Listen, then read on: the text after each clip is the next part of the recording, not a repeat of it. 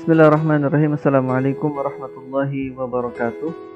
Alhamdulillah, bertemu kembali di pembelajaran Al-Quran Hadis kelas 12. Kali ini kita akan mempelajari sebuah materi tentang membudayakan musyawarah.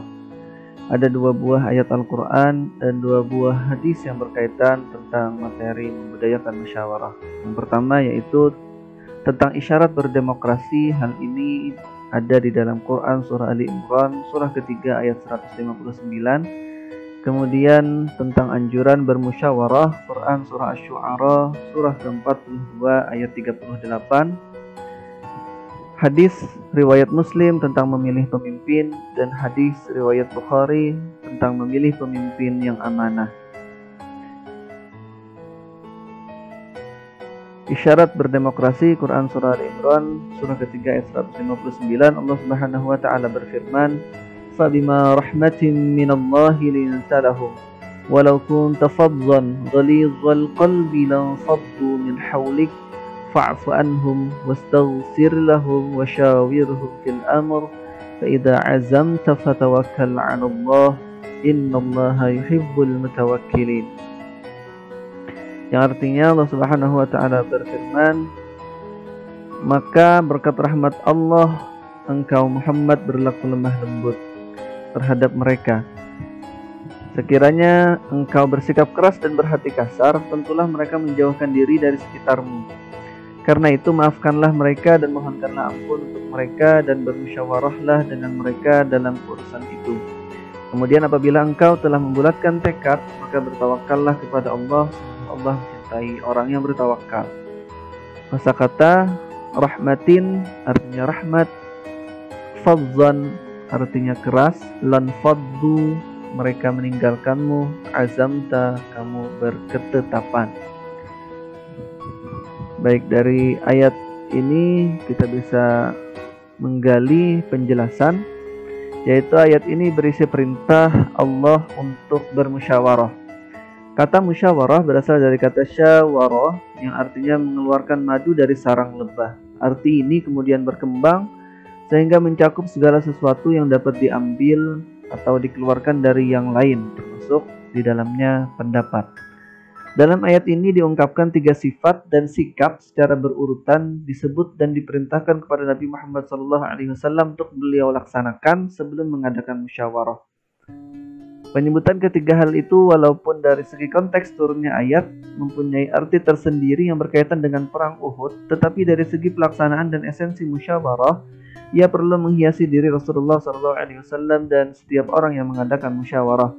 Setelah itu disebutkan satu sikap yang harus diambil setelah adanya hasil musyawarah, yaitu kebulatan tekad. Nah, apa saja 3 sikap dan sifat yang harus dimiliki ketika kita bermusyawarah? Yang pertama, yaitu berlaku lemah lembut, tidak berhati keras, dan tidak kasar. Nah, ketika berpendapat, maka utarakan pendapat dengan perkataan yang lemah lembut, tidak kasar. Kedua, yaitu memberi maaf dan membuka lembaran baru. Nah, ketika bermusyawarah, ada pendapat yang menyakiti kita, maka kita harus dengan senang hati membukakan pintu maaf, memberikan maaf pada hal-hal yang barangkali menyakiti kita ketika kita bermusyawarah. Dan terakhir, yang ketiga yang harus dimiliki oleh orang yang bermusyawarah, yaitu harus mengiringi musyawarah adalah dengan permohonan ampunan kepada Allah Subhanahu wa taala. Nah, ketika kita bermusyawarah hendaknya diiringi dengan istighfar, memohon ampunan kepada Allah Subhanahu wa taala. Itulah penjelasan Quran surah Al-Imran ayat 159. Selanjutnya tentang anjuran bermusyawarah, Quran surah Asy-Syu'ara surah ke-42 ayat 38. Allah Subhanahu wa taala berfirman, "Walladzina istajabu li rabbihim wa aqamus salata wa amruhum syura bainahum wa mimma razaqnahum yunfiqun." Yang artinya, dan bagi orang-orang yang menerima, mematuhi seruan Tuhan dan melaksanakan salat, sedang urusan mereka diputuskan dengan musyawarah antara mereka, dan mereka menginfakkan sebagian dari rezeki yang kami berikan kepada mereka. Kosakata istajabu artinya mematuhi, syura artinya musyawarah. Baik, penjelasan Quran surah Asy-Syu'ara ayat 38. Ayat ini menunjukkan karakter pribadi mukmin yang menaati Allah Subhanahu wa taala. Nah, bagaimana sejatinya karakter seorang mukmin yang taat kepada Allah? Mereka melaksanakan perintah salat dengan sebaik-baiknya. 1. Kedua, pun saat mereka akan melakukan sesuatu yang terkait dengan orang banyak, mereka tidak bertindak sendiri dan tergesa-gesa. Mereka berkumpul untuk menampung ide dan pendapat lalu dimusyawarahkan bersama. Dan ketika sudah jelas manfaatnya, mereka konsisten melaksanakan hasil musyawarah. Nah, inilah karakter seorang mukmin yang taat kepada Allah. Melaksanakan salat dan melaksanakan musyawarah. Jadi jelas betapa umat beriman sangat menghargai pendapat orang lain, mencari titik temu, memperoleh maslahat terbaik melalui musyawarah.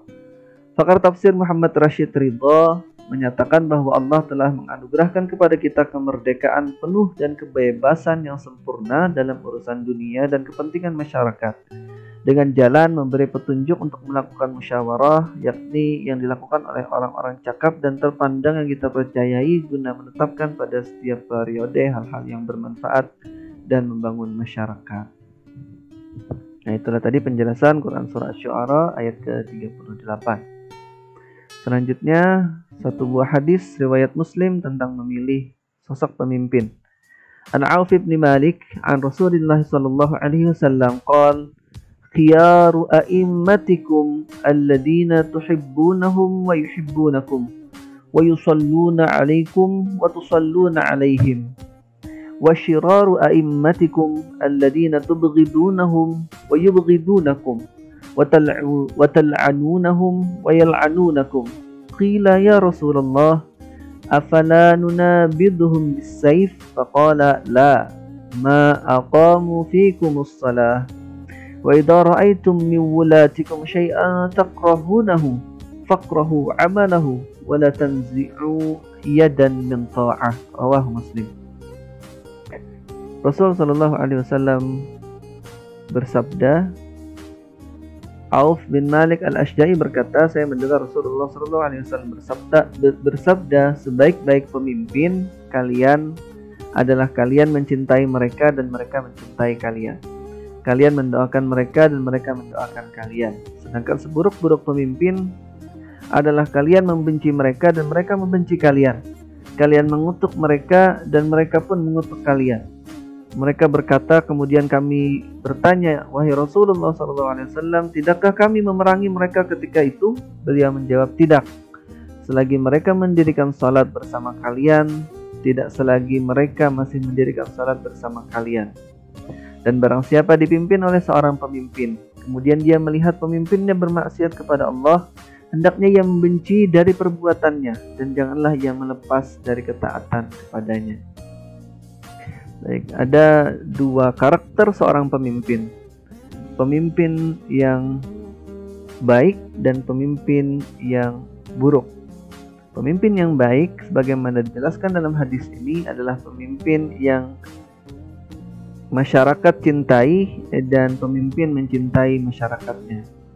Dan pemimpin yang mendoakan rakyat dan rakyat yang mendoakan pemimpin. Itu adalah ciri pemimpin yang baik, bukan malah sebaliknya pemimpin yang dibenci oleh rakyat dan pemimpin yang membenci rakyat, pemimpin yang dikutuk atau dilaknat oleh rakyatnya, dan pemimpin yang mengutuk dan melaknat rakyatnya sendiri. Itulah adalah ciri orang atau pemimpin yang buruk, seburuk-buruk pemimpin. Baik, kosakatanya khiyar artinya sebaik-baik, syiror wa syiror artinya seburuk-buruk, tuhibbunahu kalian mencintainya, a'immatikum artinya pemimpin kalian. Penjelasan hadis riwayat Muslim. Hadis ini menunjukkan kriteria pemimpin umat. Pemimpin ideal adalah mereka yang dicintai masyarakat dan mereka juga peduli dan mencintai umat yang dipimpin. Pemimpin seperti ini menjadikan kepemimpinan sebagai amanah dan tanggung jawab. Dia menjadi pelayan bagi umat yang dipimpinnya. sayyidul qaum khadimuhum, sebagaimana sabda Nabi Muhammad SAW, pemimpin suatu kaum, pemimpin rakyat adalah yang rela untuk menjadi khadam, yang rela menjadi pembantu, atau dalam bahasa kasarnya rela untuk menjadi seorang jongos bagi kaumnya. Mereka rela untuk mengabdikan diri mereka, menganggap diri mereka adalah pelayan bagi rakyat.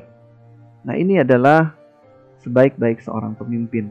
Demikian pula sebagai masyarakat yang dipimpin, kita wajib mengikuti pimpinan. Apabila sang pemimpin berbuat keburukan, hendaknya diingatkan.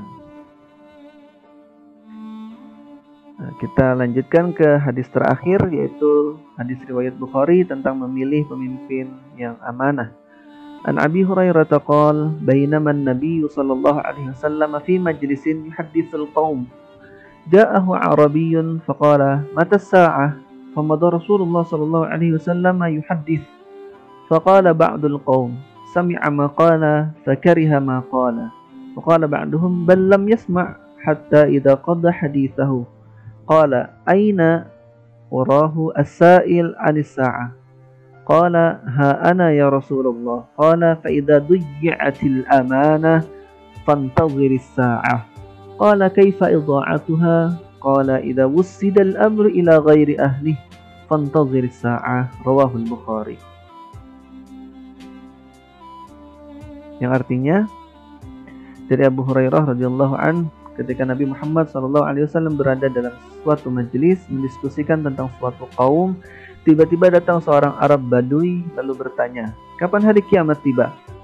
Namun Nabi Muhammad SAW tetap melanjutkan pembicaraan. Sementara itu sebagian kaum ada yang berkata, beliau mendengar perkataannya tetapi tidak menyukai apa yang dikatakannya itu. Dan ada pula sebagian yang lain mengatakan bahwa beliau tidak mendengar perkataannya. Hingga Nabi Muhammad SAW menyelesaikan pembicaraan dan seraya bersabda, mana orang yang bertanya tentang hari kiamat tadi? Dan orang itu berkata, saya wahai Rasulullah. Maka Nabi Muhammad SAW bersabda, apabila sudah hilang amanah, maka tunggulah terjadinya kiamat. Orang itu bertanya, bagaimana hilangnya amanah itu? Nabi Muhammad SAW menjawab, jika urusan diserahkan kepada orang yang bukan ahlinya, maka tunggulah terjadinya kiamat. Nah, hadis ini menjelaskan tentang bagaimana sebuah amanah jika tidak diserahkan, diamanahkan kepada orang yang betul-betul bertanggung jawab terhadap amanah yang diembannya. Bukan main-main jika amanah tidak diserahkan kepada orang yang betul-betul pantas untuk menduduki jabatan tersebut, maka itu adalah salah satu ciri dekatnya hari kiamat. Kosakata as-sa'ah artinya hari kiamat, duyi'at artinya hilang, wusida dibebankan, ila ghairi ahlihi kepada yang bukan ahli. Baik, penjelasan hadis riwayat Bukhari. Hadis ini menunjukkan bahwa suatu saat akan terjadi keadaan di mana amanah tidak dihiraukan lagi. Mengkhianati amanah menjadi hal yang biasa. Semakin sedikit orang yang berlaku amanah, maka mulai rusaklah sendi-sendi kehidupan di bumi. Budaya saling mempercayai, menghormati, menghargai, dan lain sebagainya memudar dan semakin menghilang. Keadaan ini membuat amanah kehilangan maknanya. Amanah menjadi barang mainan, amanah dipegang oleh orang-orang yang tidak kompeten dan tidak punya otoritas. Misalnya pemilihan pemimpin tidak berdasarkan kompetensi, tetapi karena alasan keduniaan. Profesi ulama dipermainkan, siapapun tiba-tiba bisa menjadi alim dan mengeluarkan nasihat atau fatwa. Bahkan masyarakat umum cenderung mengikuti public figure yang tidak berkompeten daripada orang berilmu yang ahli di bidangnya. Nah, ketika kejadian-kejadian seperti ini mulai marak terjadi di masyarakat, pemimpin-pemimpin yang tidak kompeten, yang tidak punya otoritas terpilih menjadi seorang pemimpin, kemudian sewenang-wenang memperlakukan rakyat, sewenang-wenang menggunakan kekuasaannya. Nah, jika hal demikian sudah terjadi, Rasulullah menegaskan ini akan segera terjadi kiamat. Nah, demikian penjelasan tentang hadis riwayat Bukhari tentang memilih pemimpin yang amanah. Dan ini adalah hadis terakhir yang kita pelajari dari materi membudayakan musyawarah. Mudah-mudahan bisa dipahami, mudah-mudahan bermanfaat. Akhirul kalam, assalamualaikum warahmatullahi wabarakatuh.